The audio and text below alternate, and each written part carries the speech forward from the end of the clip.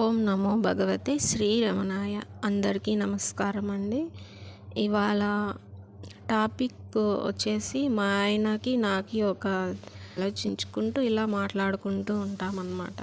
అదేమిటంటే మనం ఆత్మ విచారణలో మనం శరీరాన్ని గురించి ఆత్మ అనేది మనసు అనేది ఇలా విభజించుకొని మాట్లాడతాం కదా.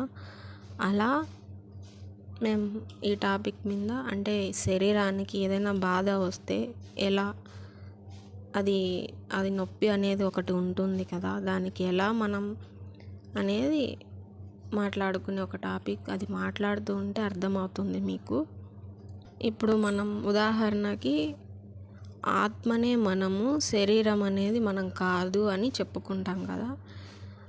అయితే శరీరానికంటూ కొన్ని ఏవైనా అనారోగ్యం వచ్చినప్పుడు కానీ, జ్వరం వచ్చినప్పుడు కానీ, ఏదైనా దెబ్బ తగిలినప్పుడు కానీ వీటి సంబంధంగా బాధ అయితే, నొప్పి అయితే కలుగుతుంది కదా.